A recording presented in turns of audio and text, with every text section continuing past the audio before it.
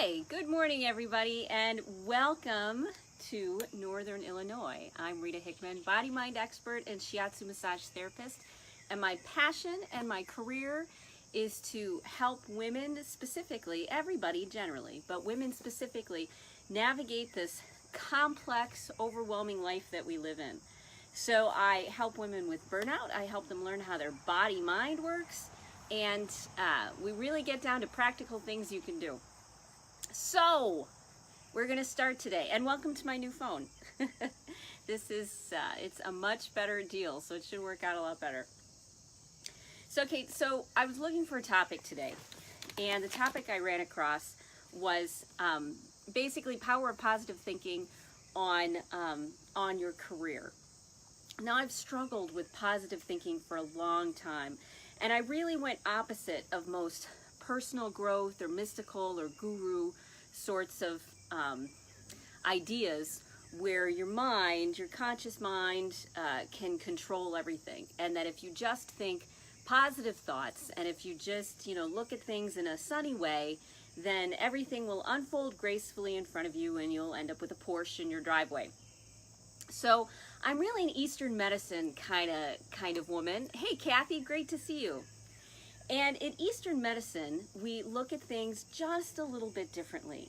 We don't look at energy, let's say, as something that's separate, as something that you channel or that's closed off, or we look at energy as everything. And we look the same way at good and bad. We tend to look at that whole yin and yang sorts of philosophy where there's good and there's bad, and you get to choose what you want to focus on. It doesn't negate the bad, but it also doesn't mean that when something bad happens to you that you can't find a real positive, something else to focus on that will help you get through that trying time. So positive thinking's never really worked well for me because ever since I was small, I've been kind of indoctrinated into the positive thinking movement. And so no matter what was happening, how miserable I felt, how sick I felt, how awful everything was, I would try to put a sunny face on it. And the problem with that is that creates a lot of internal conflict in you. And it also takes real feelings that you have and it betrays them, it denies them, and it pushes them down. And if you remember that emotions are chemicals, then when you're stuffing, when you're suppressing how you really feel in order to look at things in a sunny point of view, it actually turns into the diseases and the warping of the body and the body not being able to heal itself because that energy that you have, that you are, isn't flowing smoothly. It isn't going easily from one place to another because we're trying to project an attitude that we don't really feel. I'd like you to consider something a little bit different today. I'd like you to consider thinking about what will make your body feel positive first, and then watch and wait to see if the positive thinking follows as a side effect, as a consequence. We can't change. If you feel lousy, if you've got heartburn, if your hip hurts, if you just had a heartbreak, and you're supposed to look as if everything is fine and you've got control and you've got a sunny attitude and you're going to look at the positive, gosh darn it. What means is that you're not being true to yourself. You don't have to share everything that you're feeling with everybody else, but when you deny or push away or suppress how you really feel, it turns into bigger problems down the road, especially because it starts to become a habit. It becomes a habit of we don't know how we really feel. We don't know how we really think because we're working so hard to manipulate our own internal reality. We're working so hard to make it into something that's acceptable for everybody, to be the person that we want to be. Let me give you a secret. You're never going to be the person that you want to be until you really are that person. Until you do feel good to a certain amount, or you're able, hey Dina, or you're able to find inside of yourself something that feels good that you can hold on to. You're not going to be able to think positively no matter what words are coming out of your mouth. if you could, one of the challenges that people have is when they get angry or hurt or upset. Hi, Dina. When they get angry or hurt or upset, what tends to happen is we escape. We escape out of how we really feel, and we go into our minds, and we go into our thoughts. And we can sit there all day long and say, I'm angry, and I'm sad, and I'm depressed. And that's a great first step, because it means that you're starting to identify that you feel certain things in your body, but you certainly can't stop there. I think they did us a disservice. All the personal growth people did us a disservice by not saying, you can get to the positive thinking, but only after you love yourself. You cannot be the positive person that has an amazing career and close friends and intimate family and all of this stuff until you actually feel good. On some level, there's some piece or part of you that feels good. Because when you feel terrible, you can't get out of that thought process. Now, is it important to think positively? Absolutely. But I would suggest that you think a little bit positive, a different positive thought. Instead of trying to do a spiritual bypass and jumping over all the little steps, most of us go to, I am happy, I am healthy, I am wealthy, I am grounded, I am this, I am that. We immediately jump over everything that we actually feel, because we think that's what positive thinking should look like to us. We should, recognize that we are happy, blessed people, and I'm going to do a gratitude list. And this was one of the suggestions in the article.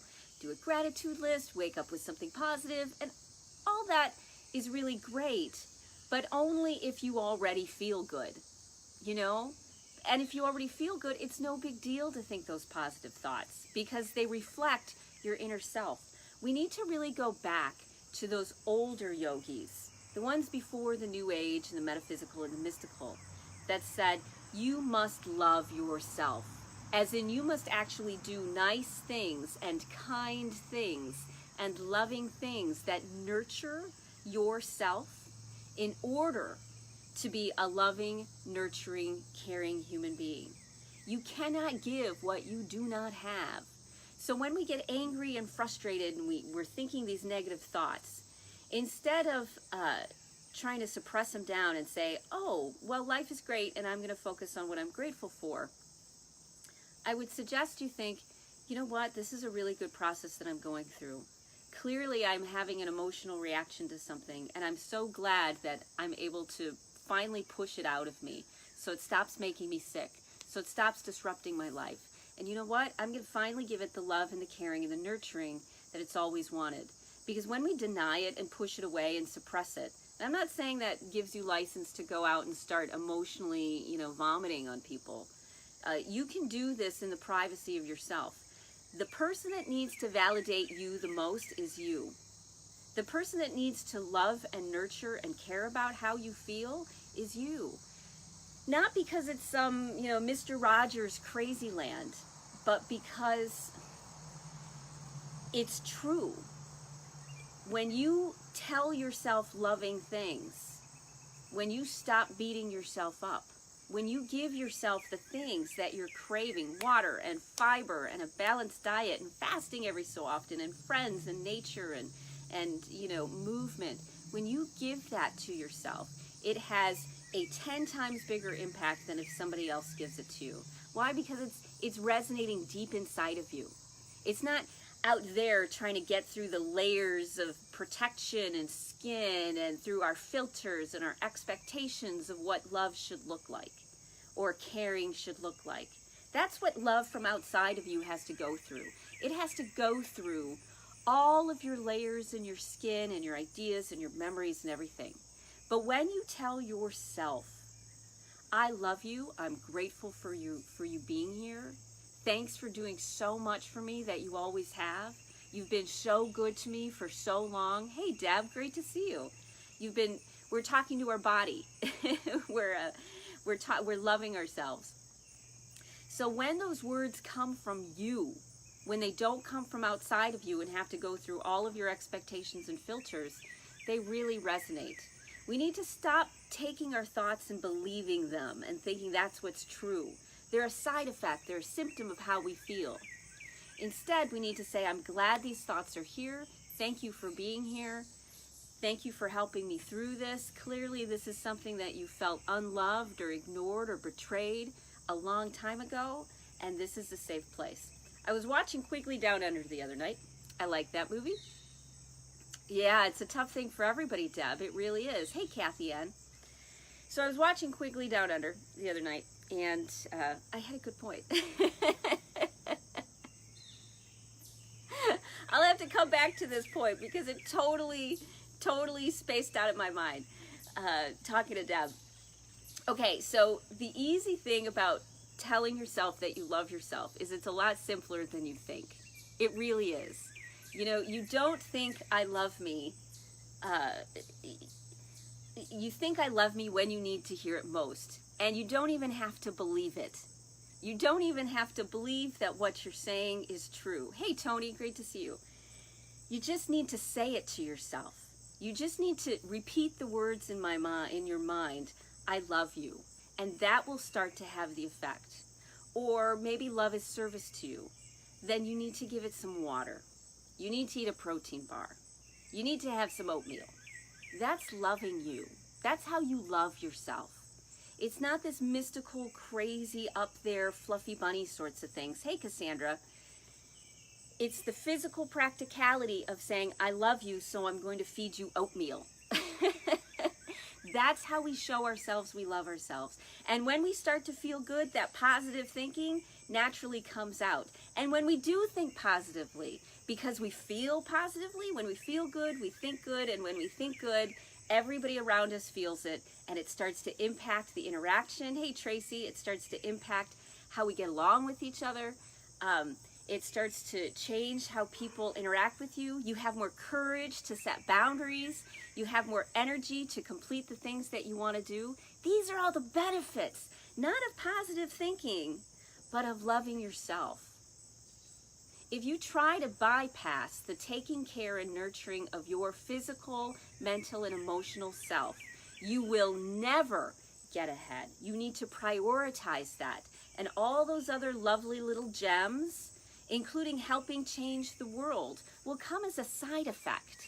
They'll come because you feel good, not because you're suffering, but because you feel good enough that you can take what you want to do and put it out into the world. Hey, Janae, a lot of women talk to me about how they would love to take better care of themselves. They're just so tired. And when they feel lousy, they can't do anything but stare at the wall. They are so wiped out. So instead of trying to do this big giant leap into I am light, I am love, I'm channeling universal energy, all that other great stuff, instead of going there, try this practice. Put your hand on your heart, because all indigenous cultures knew that when you put your hand on your heart, it activated it. It's one of the reasons why you put your hand on your heart when you do, like the Pledge of Allegiance or the Star Spangled Banner, is because it activates your heart, it wakes it up. And just say to yourself, you don't have to believe it, remember? You don't have to believe it. I love you. Thank you for being here. That's all you got to do. You don't have to say it out loud. You can just say it in your head and notice if there's a shift, because that's something that will start to ease itself. So stop trying so hard to make your life amazing and make your career fabulous. Instead, do the things that make you feel good, and your life will become amazing and your career will become fabulous as a side effect. Because you won't put up with crap anymore. You'll find the place that resonates with you, and people will like you and interact with you in a different way. Okay? Cool? Sound like some good ideas? Great. That's your homework today. Put your hand on your heart and tell yourself you love you. Maybe 10 times if you want. And I want to hear your comments and how it turns out and what you did. And I'm so excited to hear how you like that stuff. And like, love, comment, that's how Facebook works, because we need to get this information out into the world, the Facebook world, okay? So, today's Thursday, tomorrow's Friday, so I'll see you tomorrow. Bye.